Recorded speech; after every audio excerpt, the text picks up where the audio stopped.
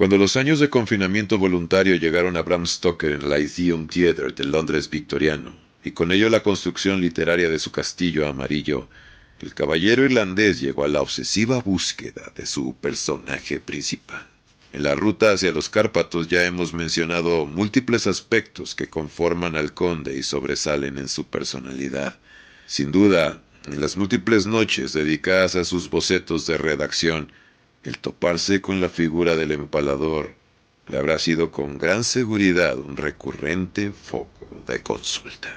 Lo sabemos, lo imaginamos entre lectura y lectura, desmenuzando textos, documentos de la época que le describieran a un tipo tirano, sanguinario, alejado de la fe cristiana, que goza con la muerte indiscriminada y que siente predilección por empalar a sus víctimas, por lo que a mediados del siglo XVI obtuvo el apelativo de empalador, que en rumano se conoce como Tepes, y de ahí su afamado nombre, Vlad Tepes.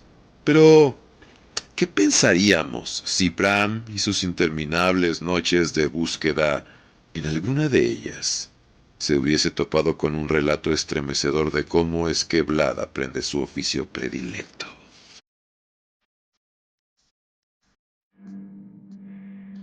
De 1444 a 1448, Vlad y su hermano Radu el Bello, siendo prácticamente neoadolescentes, permanecieron como rehenes entregados por su propio padre Vlad Dracul a los turcos en la Adrianópolis, Edirne, como símbolo de apoyo al sultán Murad II. Durante su cautiverio, el joven Vlad fue adiestrado en las artes de la guerra y se familiarizó con la cultura y lengua turca.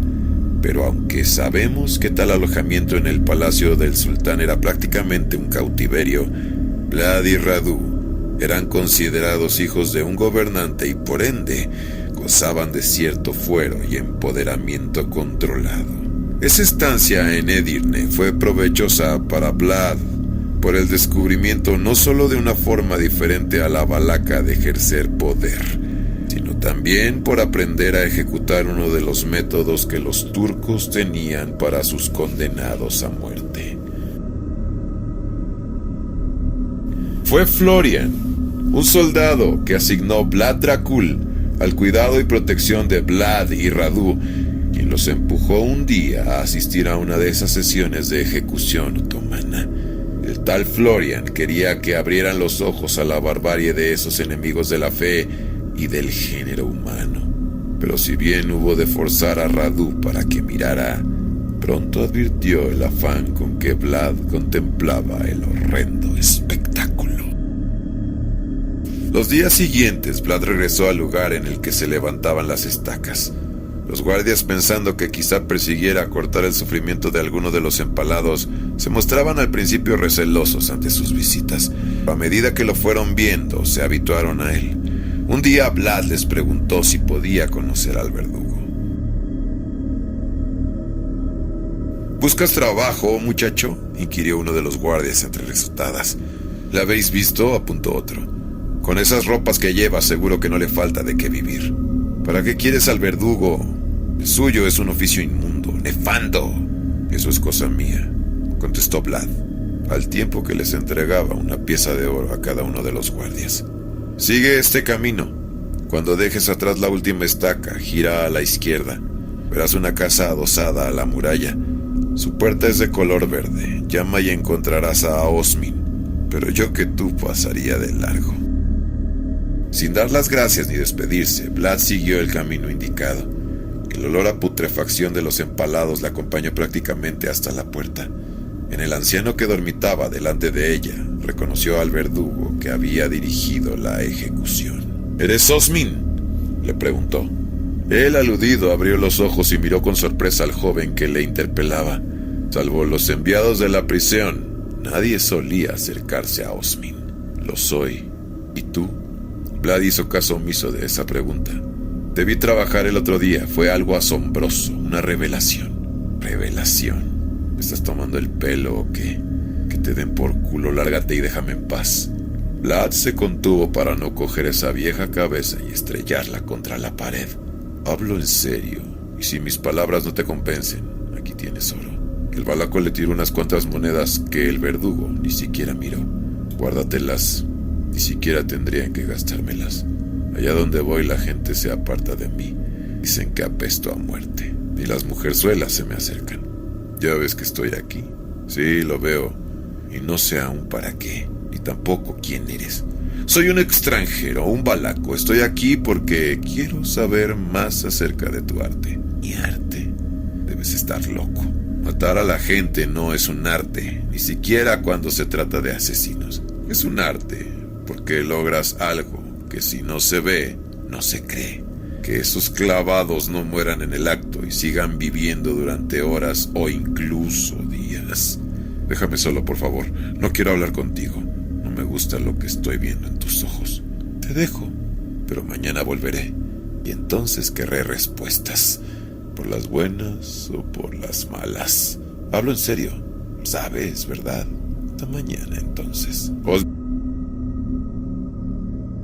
Osmin lo vio alejarse entre las estacas, alzando en cada una mirada en busca de alguna señal de vida.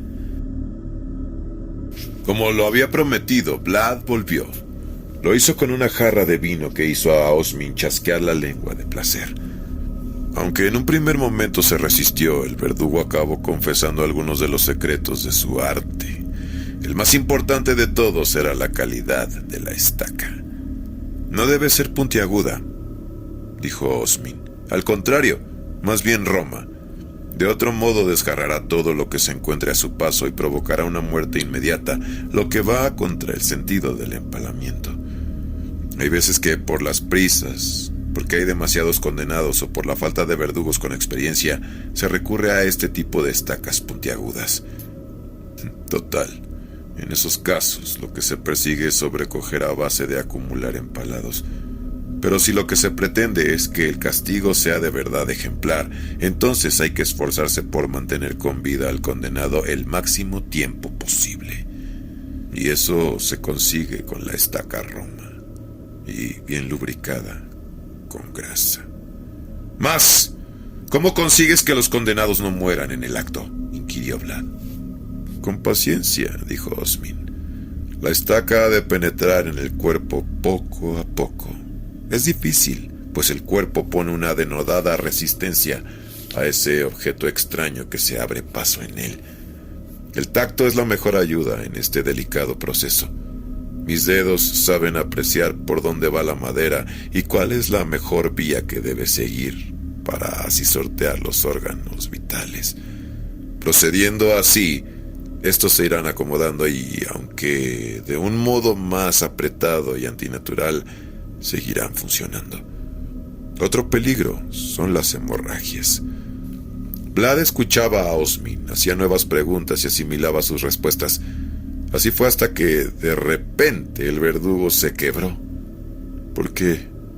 ¿Por qué me preguntas todo esto?, preguntó con la lengua entorpecida por el vino. Vlad lo miró asqueado. Por un momento pensó que hablaba con una especie de alma gemela, y ahora veía que no es así, que el entusiasmo del que había hecho gala Osmin no había podido resistir el recuerdo de sus víctimas. Algún día seré el voivoda de mi tierra y quiero que la estaca sea el instrumento de mi justicia. Quiero que me teman. Entonces decapita, cuelga, replicó Osmin con rabia. Pero evita el empalamiento. Es demasiado horrible, no es propio de humanos. Y tú, el empalador, eres quien me lo aconseja. Precisamente por eso te lo digo. Ahora me dirás que sientes compasión por tus víctimas. Sí, la siento. Y bajando la voz añadió: incluso he librado a muchos de su sufrimiento, haciendo que estuvieran ya muertos cuando izaban la estaca. Y ahora vete, por favor, y no vuelvas. Vlad se levantó y se fue sin dirigirle una sola palabra ni mirada. Al día siguiente, uno de los guardias llegó ante la casa de Osmin. Acompáñame. ¿A dónde, si puede saberse? Al juez. Se te acusa de extralimitarte en tus funciones y precipitar la muerte de los condenados.